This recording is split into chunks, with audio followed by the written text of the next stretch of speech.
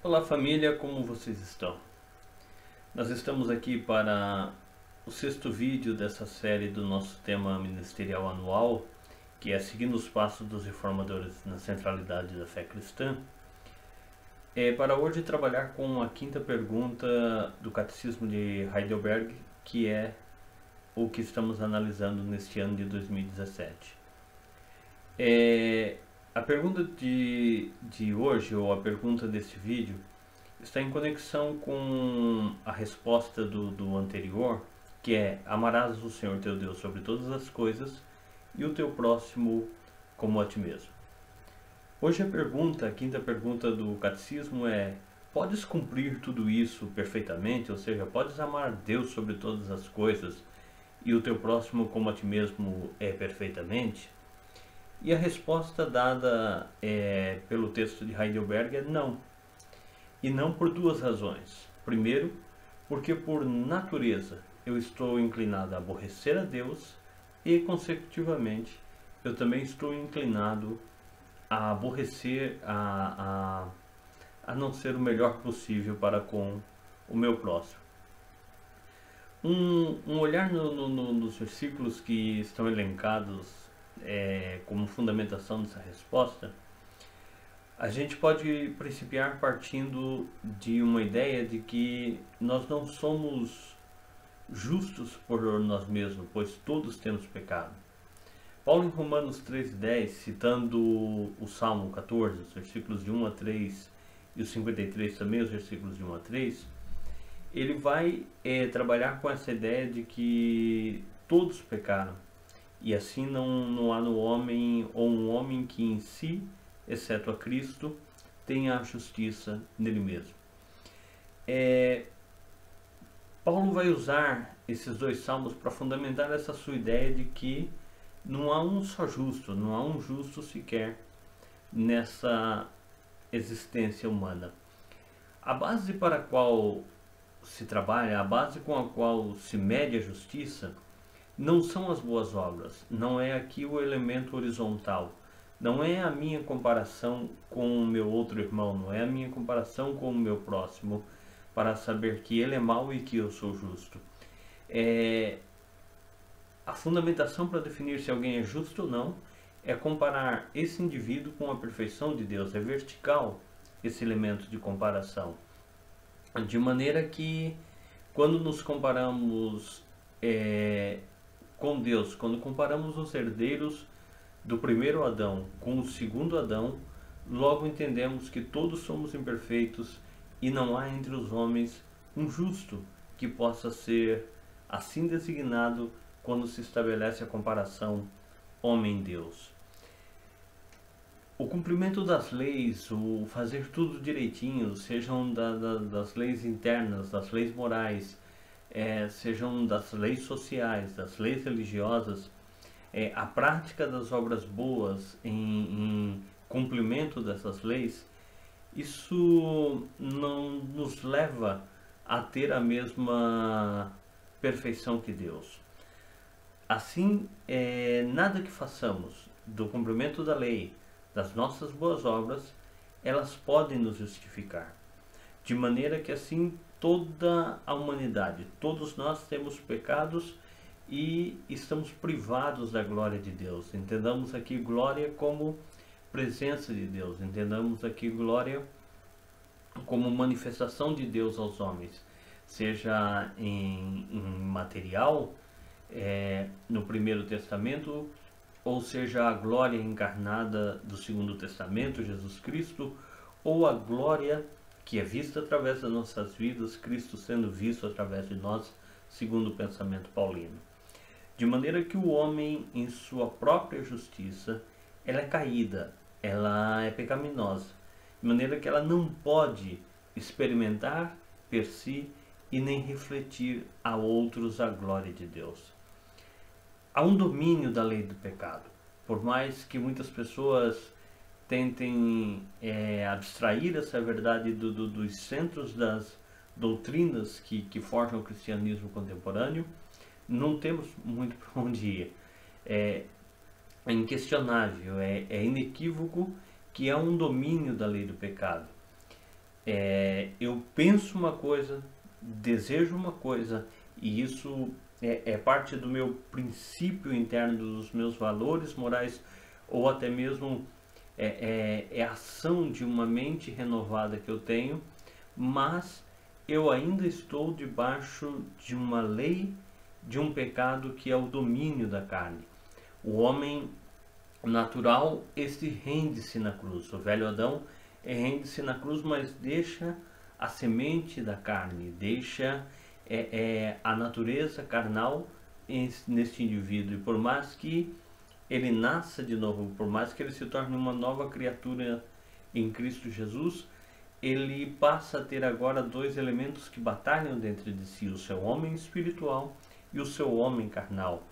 E se o homem espiritual tem tanta dificuldade em crescer, em evoluir, se os meios para alimentarmos o nosso homem espiritual são menores e são difíceis, é uma luta para que o consigamos fazer, todo mundo jaz no maligno, ou seja, tudo conflui, tudo se encaminha para alimentar minha carne. O mundo que me rodeia, o contexto onde eu estou, a minha inclinação natural leva-me para um desencaminhar de estar debaixo da carne. Por vezes lutamos, como o apóstolo Paulo, com um espinho na carne, e bem diz o texto grego, nesta fala do apóstolo São Paulo, que não é um espinho em soma, não é um espinho no corpo, é um espinho em sarx, é um espinho na natureza carnal de Paulo.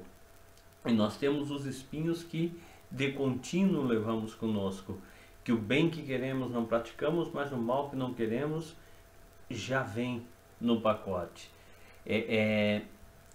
Um olhar nesse texto de Romanos 3 nos faz ver nos versículos 21, 23, 25, uma sequência aí de versículos ímpares, que há uma lei, há uma regra, há uma outra lei, e aqui Paulo distingue do versículo 22, no 23 ele distingue que no 22 ele está falando da lei de Moisés, ele está falando de uma lei distinta, e no versículo 25 ele desfecha então que essa é a lei do pecado. A lei do pecado ainda é imperante. O homem precisa estar em contínuo levando a sua carne à crucificação diária para que ele esteja livre da lei do pecado.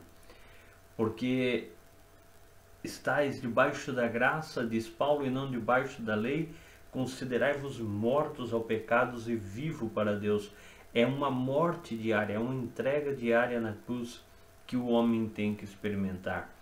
Na mentalidade do pecado, ou seja, o ser dominado pelo pecado, isso é uma ação que nos gera inimizade para com Deus. Uma mentalidade dominada ou escravizada pelo pecado, ela é inimiga de Deus.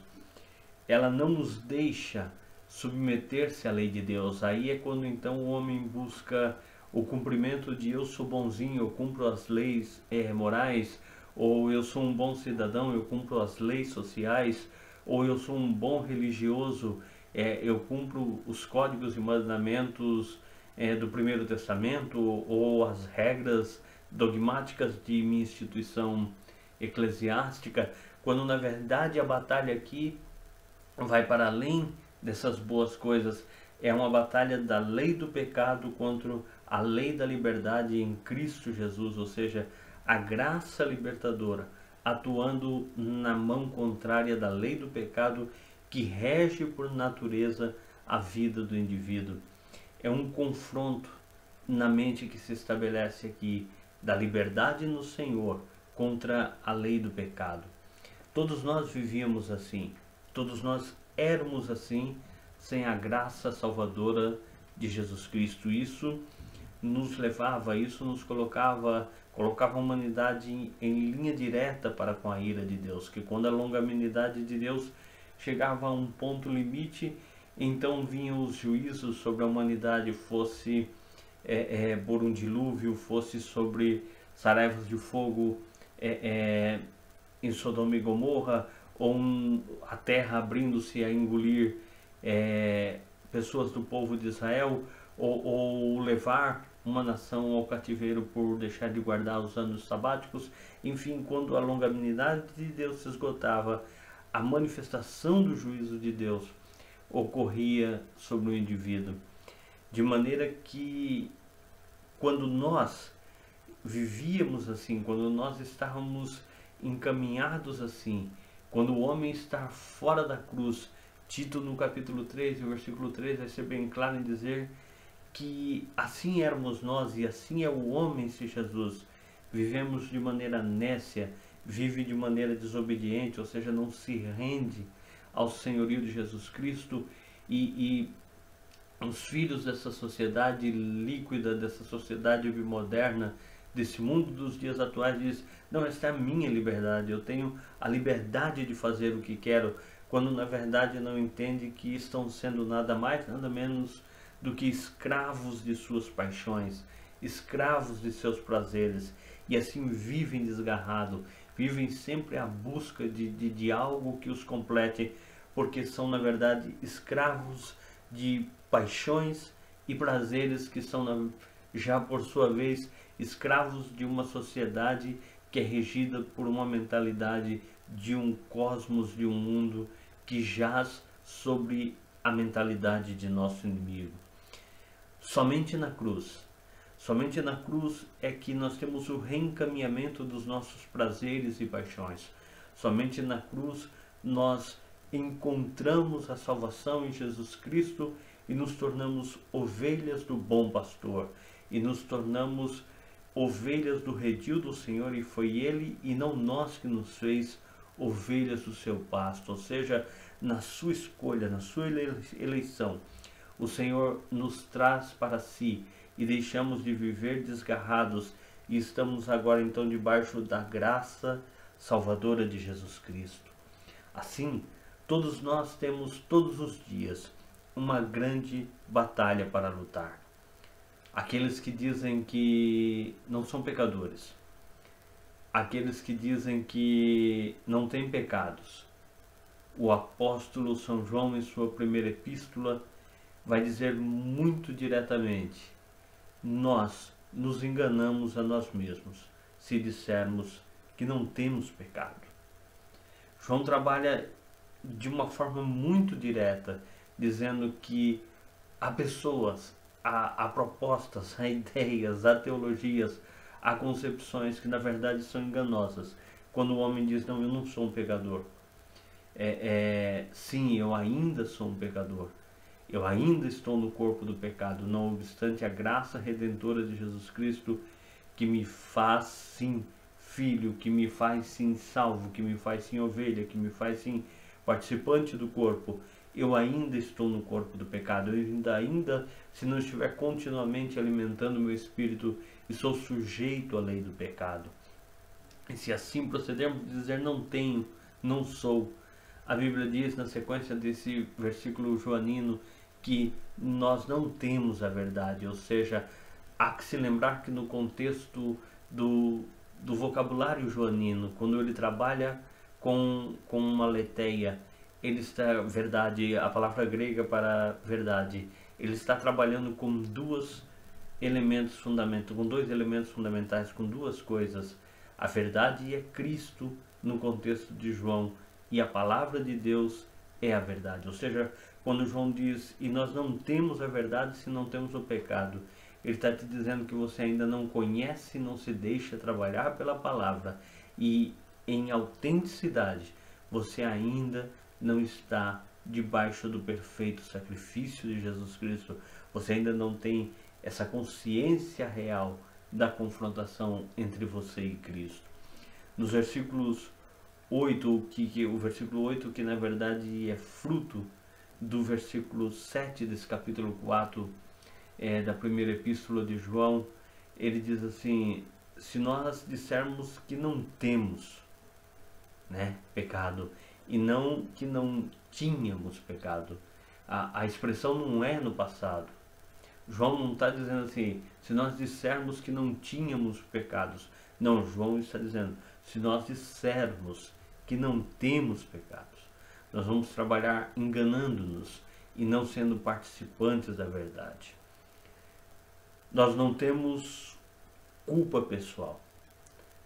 Nós não temos em nós mesmos os princípios que me agarram, me dominam e me fazem escravo do pecado, porque quando conheci a verdade promoveu em mim a libertação.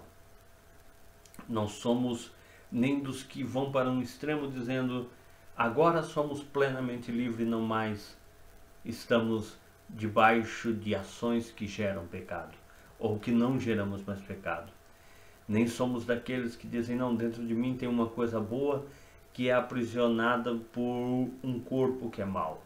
Não somos neoplatonistas, não castigamos o corpo, não fazemos uma religiosidade física para poder nos sentir bem, abrandando o grito da força da lei do pecado no homem.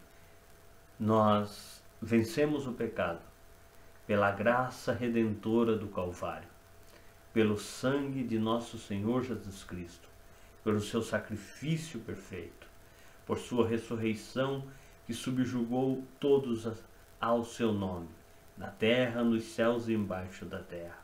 Assim, se nós dissermos que nós não temos pecado, a palavra não está em nós. Mas como nós reconhecemos todos os dias os nossos pecados e o levamos aos pés da cruz e pedimos para ser lavados e remidos pelo sangue de Jesus, ser alcançado por sua graça redentora, por sua graça e misericórdia, então a palavra é viva e eficaz em nós, e assim nós conseguimos dia a dia um processo de santificai-vos pela palavra.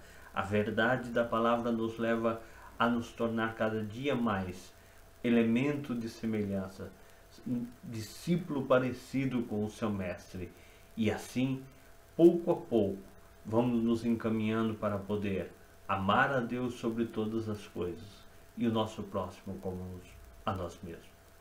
Aqui pelo velho continente, nós continuamos vivendo como semente do reino de Deus.